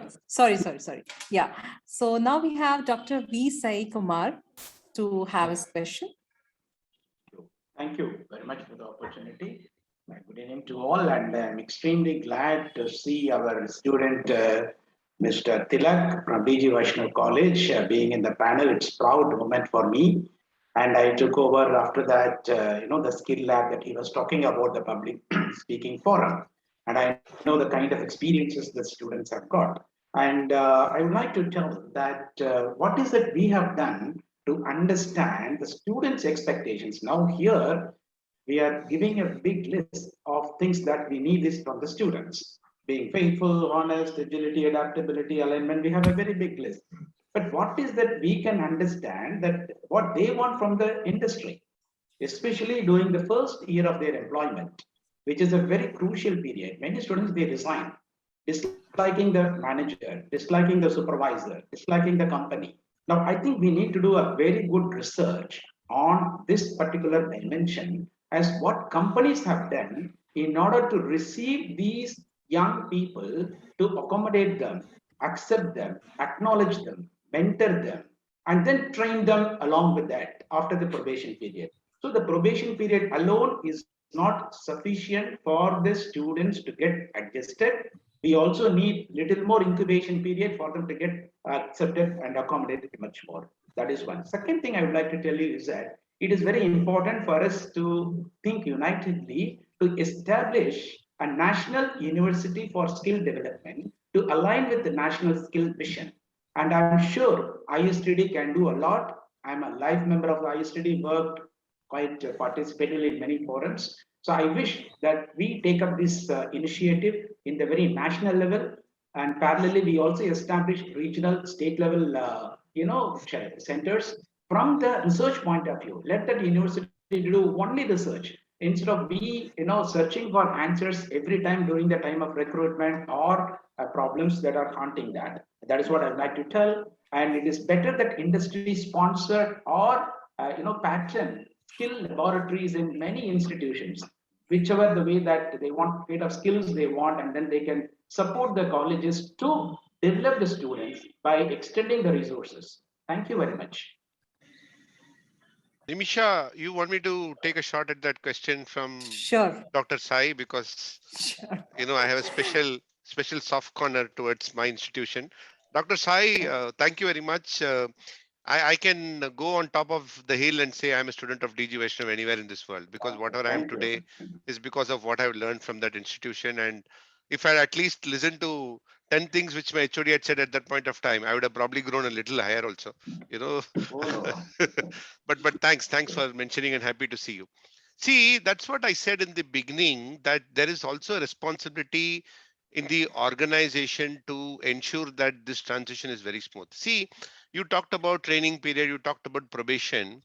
I think the fundamental ecosystem which we need to build in an organization, it is applicable for freshers, it is applicable for laterals, it's applicable for people who have lost hair also, is that learning is continuous. If you're not learning, it's becoming, it's like a internet page, which says the page cannot be refreshed. As simple as that. I think that is the crux in terms of how organizations can build this element of assimilation into a fresher. That's very important. And I was really happy to see the response from Vinita as well as from Mehul, that you should not refer your kids as monkeys. I always believe in saying that people are like mirror. If you want people to smile at you, you should smile. As simple as that. And today the kids are very, very smart. And I think Mehul said that if the kids realize that they can get something from the net, which is much more meaningful than coming back to the class, I think that's the line. I can refer to couple of examples. I am very happy to share that I was taught by labor law by a professor called Ilamadian, who taught me in my UG, and today is part of the Great Lakes Institute of Management. The way he taught me labor laws is very different from what the current generation is getting exposed to. He taught it as if it's a story. And trust me, if somebody wakes me at 12 o'clock, I also remember the section in ID Act, all the sections. And for his class, we were at 2021. He never insisted on attendance. We were all there in his class because that's the value we are looking at. So to the first question, yes, I think it is the responsibility of the institution to get the kids to the class, to see them have a value of what they're going through. I liked what Mehul said in terms of the pull factor rather than a push factor. That's point number one. And to your question, Dr. Sai, I think it's a continuous process. It's not that after probation, you should stop investing in them from a learning standpoint. Learning has to be continuous. And that actually, see, today, I'll be very blunt in saying, after say 5-6 years, nobody leaves an organization only for money. They look at a lot of other X factors in terms of career, in terms of their learning curve, how it is going and all that stuff. So I think it's constant, it's continuous, and that should be the way of life, Dr. Sai, if I can respond to your thought on when we should design what and all that stuff. I know it was a very, very generic answer, but that would be my takeaway, if I have to respond to this. Okay, so thank you so much, Mr. Thilak. Next question we get from Rupali Gupta. Yes, Ms. Rupali. Am I audible to ma'am? Perfectly. Please go on, Rupali. Good evening to everyone. I am Rupali from SP Agribusiness Institute of Management, Navsari. Ma'am, I have one question in my mind. I want to ask, when cooperative companies and other companies ask to a person, tell me about yourself in interviews, what is actually company want to know about that person at that time? Okay, so Rupali, your question is for any particular panelist or it's for Yes, all? ma'am. Dr. Chairman of Oil Indian Company, Mohapatra, sir. Acha. So do we have Mr. Mohapatra here? I'm there. Yeah. Rupali, can you just ask your question once again?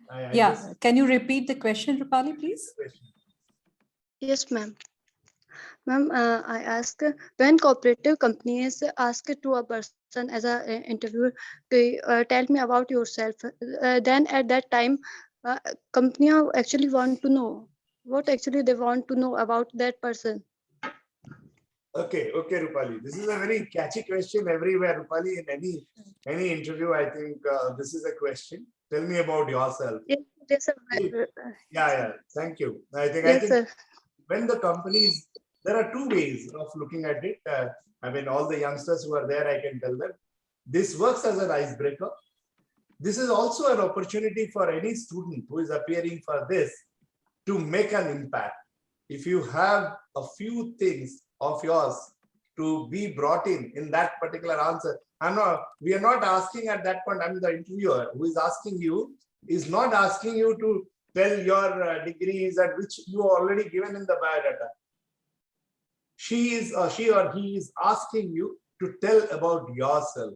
So please, I mean, whenever this question is asked to any of the students or any of the students who are appearing for this interview, tell certain things. I mean, if I tell it in the marketing parlance, sell yourself within those 2 minutes. Sell yourself with your core points and with lots of conviction, and not that you tell any false things or untruthful things which will be caught later on.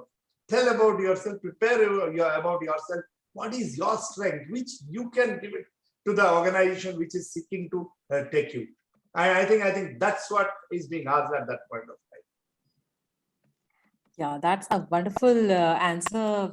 Nimiisha, you can sir. take one more question and then invite NP to.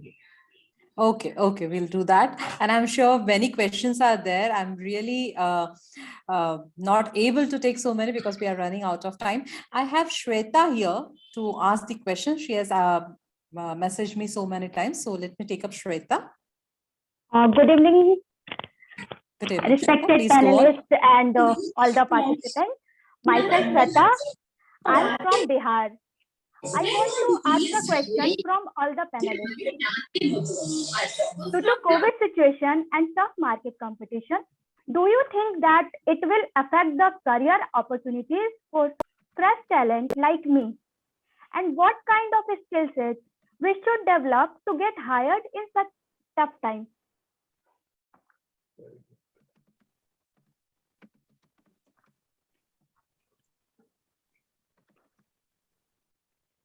Shweta, is that question for any one panelist or it's No, a general question? no, ma'am. That It's you want to ask? from all the panelists. Okay, Nimiisha, so you want me Shweta- to go a shot at it? Yes, please. Please Shweta, thanks for Yes, sir. asking that question. Yes, sir. See, I'll give you a perspective of what I'm experiencing. Yes, there were impact on jobs when the pandemic really started. But today, the biggest problem which I'm facing over the last 2 months is that I do have a lot of attrition. So market is really picking up. That's the reality. And I also know my fellow colleagues who are in other domain. I am in the renewable space, but my other colleagues who are in IT, manufacturing, all of them are going through the same thing. See, I think the biggest lesson which I've learned in my life, Shweta, is you draw a circle around you, okay? And there are certain things within your circle. I call this circle as circle of control or circle of influence. There are certain things which you can control, which is inside your circle, which is how you can excel in what you're doing and all that. And there are certain things which are outside your circle, which is something which you cannot do anything about it. The pandemic which you are going through is outside your circle of influence. So never ever invest your time, energy on something which you cannot do anything, which is outside your circle of influence. I'm able to understand what you are going through as a student in terms of what will happen to your career, if this pandemic is continuing and all that stuff. But just take it out of your head. Just take it out of your head. Focus on things which you need to be doing. Do it the right way. Do it with passion, commitment, conviction, whatever you want to do, and the rest will fall in place. That'll be one thought for you and for your other students, because I have learned this in my life after so many years. So I think it'll be very relevant for people like you to just worry about things which is within your circle of influence or circle of control. I'm not sure if I had answered your question, but that would be my response, Shweta. And Shweta, Thank you, sir. coming Yes, from ma'am. another academician, let me give you a very sunshine note. This year, placements have really picked up like never before. So, like sitting here in Ayodhya, this is just December. Like we finished our placements by 15th of December. The entire batch was placed at 30% increase on year-on-year basis. So sometimes, you know, these in every adversity there are opportunities as well. And I'm told engineers are back in demand. So any engineer who's listening, only thing is, yes, what he mentioned, that you have to be good at whatever you're doing. And there's enough scope for excellence, no matter what stream, where you come from. So, and I'm very hopeful about my country. I think we would emerge like never before. And this is just the beginning for the bright future for our country. Yes, ma'am. Ma'am, a quick Thank you, point. ma'am. A quick point, Shweta, you must understand, tough time never lasts. Tough people do. So today it's COVID, tomorrow it may be something else, but you need to fight the battle. क्योंकि किसी ने खूब कहा है, मंजिल मिले ना मिले, ये तो मुकद्दर की बात है. हम कोशिश भी ना करें, ये तो गलत बात है. So you keep on trying, and there would be definitely you will get success. And thank you so much. Thanks a lot, sir. Wonderful, wonderful show, I must say. Insightful panelists and curious participants. What a combination we had today for our program. I wish we could have more time for the program because I can see so many hands raised. I'm extremely sorry for all to all of you because we cannot take so many questions. We are running really short of time. I will have to hand over to our National President, Mr. Nataraj for the closing remarks, and then to Mr. Daniel KURIEN for announcing the conclusion of the program. So is Mr. Nataraj here? Dr. Nataraj Ray. Yeah. Dr. Nataraj Ray, sorry. Is he here? Thank you, Yes. Nimiisha. Thank you very much. Yes. Good evening, ladies and gentlemen, my dear respective national president, president of Emeritus who are present today, my dear own council member, Kiranmai, Datt, and other council members, chapter chairman, chapter secretary, and also the guest today, Sri Ranjan Kumar Mahapatra, the director, HR, Indian Oil, and also president of ISTD, Madam Professor Dr. Vinita Sahay, Director IIM Budgaya, our own dear Mehul. Mehul ji, बहुत दिन बाद आपसे साथ में मुलाकात हो रहा है, and Mr. Govinda Thilak, and also Nimiisha, my OB members, KURIEN Daniel, and other Dilip ji and others, my council members, all are present today, my dear student. Today, indeed, a very enlightening session.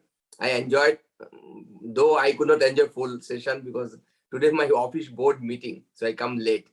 So, though last phase, I have heard from Madam Sahay, Mahapatra ji, our own dear Mahapatra ji's version, and he became now ISTD, and other members also there. I have also feel enlightened that Mr. Thilak has given a very insightful there, and KURIEN Daniel has NBP has organized this program, and with the support of NHQ, my colleague Govinda ji is there, and all other chapter chairmen. I have seen many faces of chapter chairmen who are there. So I cannot go for more academician because a lot of discussion has took place. All are taking how to prepare and how to go for. I'll go for more for my ISTD and the upcoming ISTD because we have almost 2 hours we have spent for this program. So today is a very large gatherings is there. So I have an opportunity to tell 2 things. One is about ISTD as the head of the ISTD, as the president of ISTD. Second, the upcoming ISTD program, which Ranjan Mahapatra is the president. So I have an opportunity to congratulate him. He is present there. So the ISTD is the largest L&D organization in India. I hope many of them are aware. That if somebody is not aware, so I am just enlightening them. Please, please know the ISTD, and you will be part of the ISTD and also part of the ISTD. ISTD is the largest organization L&D in the country. We have close to 51 offices or chapter, and also there's a close to 10,000 members across the country. We have integrated organization. We have a diploma, one vertical in memberships, and one vertical is a skill in the mission with the Prime Minister vision and mission. We have a very good and accessible journal, ISTD. And other thing is we have at least 11 awards. These are which all the awards are very lucrative awards for ISTD. So I would request all the budding ISTDian with the student of attending there, be a part of the ISTD and get the HR fraternity, mostly in HR fraternity, though other fraternities there, to intake the ISTD and get the benefited by yourselves and also benefited by our society, also our organization, that is ISTD, where we are in the part of this body. Apart from that, we have many awards. I can tell some of the awards which you will be excited. One is the book award. Many members are writing a book, but you do not know that you send the books to national office. We are assess the books and giving the awards. Innovative National HR Best Practice Awards, which is a very cash rewards and also best practices of the HR activities. So you are requested to the organization, the corporate, which will participate today. Please be a part of this award. The first week of February, we'll announce this award. Best Member Awards, some of the members are there. So I would request, please apply for Best Member Awards, and you will be the, once upon a time, you tell that I'm a best member, I am the fellow of ISTD, or I am the senior OB of the ISTD and council member of ISTD. Best Chapter, small and big awards. Best Paper Award, because I have already told one article for we have, that is called ISTD. You send the articles and also you will get this benefit from ISTD. We have a book club. So students are requested to part of the book club. Recently we have launched this book club. So you be a part of the link is go to the ISTD website and get a link and click the link, you'll be a part of the ISTD and also get the book and you read it. Your habit should be reading instead of mobile, because now everybody are going for mobile. Instead of going to mobile, you go for the book reading and give your suggestion. What is the book is there? Give your recommendation, then you will get the thing. Apart from that, Kamala Award, which is the best of the award, Young ISTD Young Trainer Award. That the trainer is there, many trainers are participate there, so they do not know how to recognize themselves. So ISTD has a Young Trainer Award, which is very lucrative award for the country.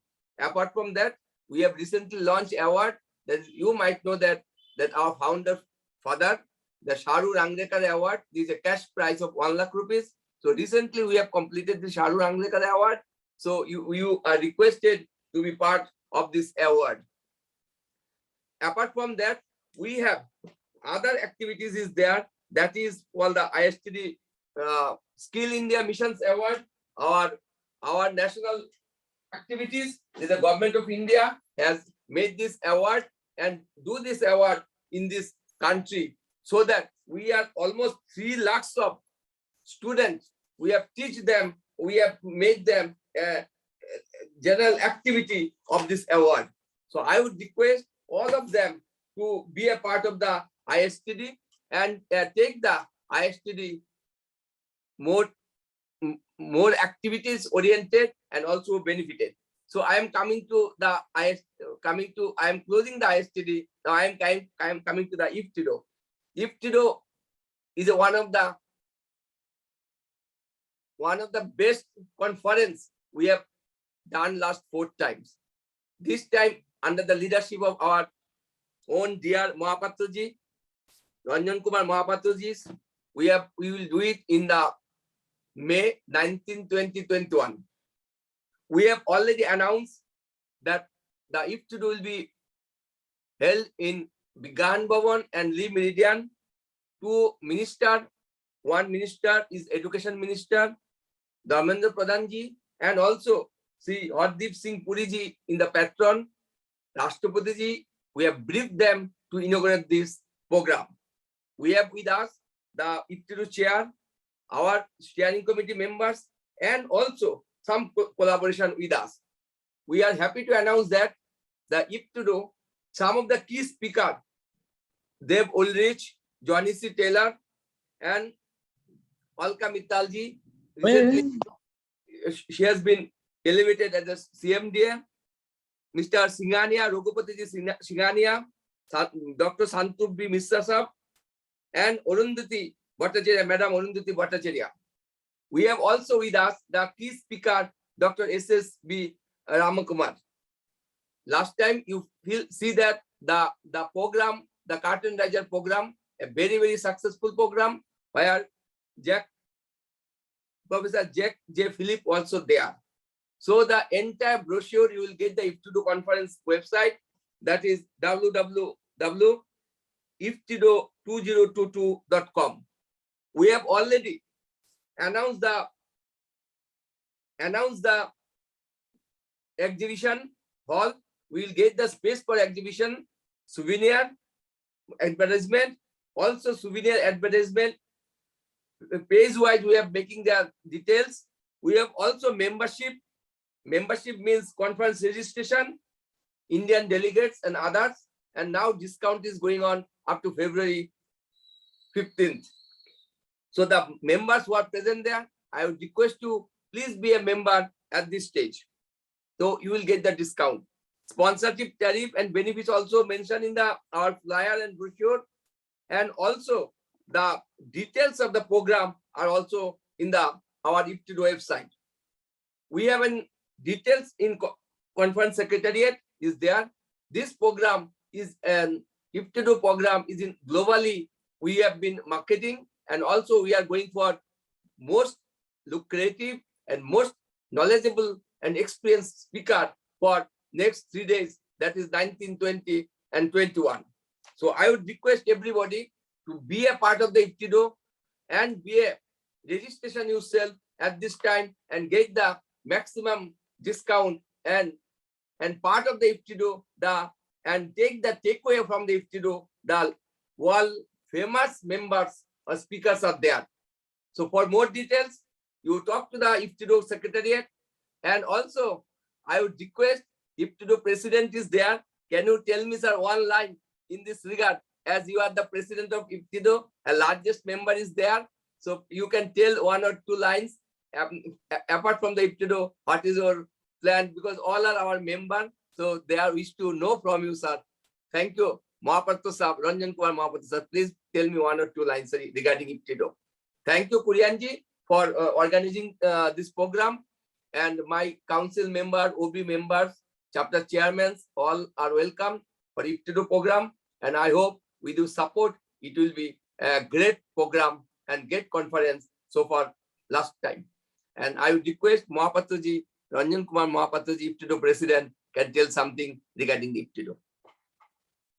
Thank you, Nataraj ji, and you have spoken it all. So still, let me from my side welcome you all to ISTD 2022, which will be held between 19th to 21st of May.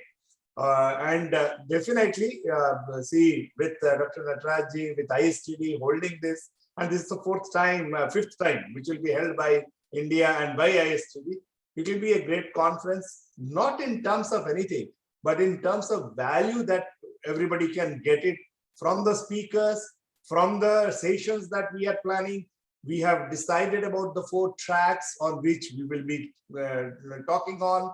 There will be 2 days of complete exploration of all the ideas which can come on a how agility, how going to the market, can be worked on. So I think probably it will be very interesting for each one of you. And as Dr. Nataraj ji has told, all efforts have been done by our friends from ISTD, from the different committees. I can see a few committee chairmen who are all present in this. They have been toiling hard, and it's all to give you all a value for money.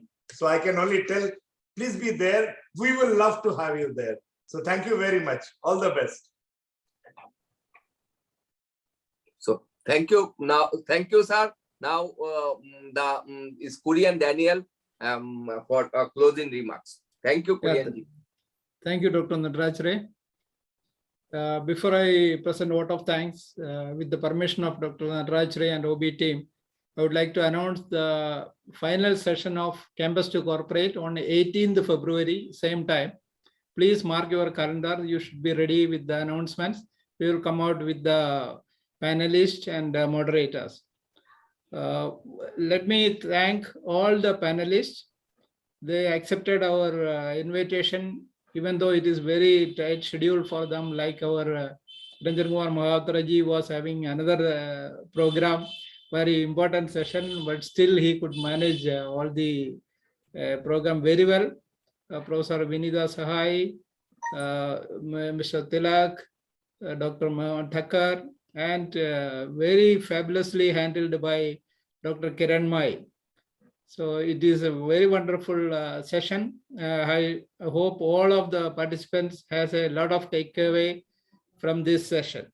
And it has been managed very well by our event coordinator, Nimiisha, young chap, representing the Jamshedpur chapter. And also I would like to thank our backbone guys, Govinda Singh and all the NHQ staff. Thank you so much. Good night. Good night, Namaskar. everyone. Thanks to Thank all. you. Namaskar, everyone. Thank you for the thing. Namaskar.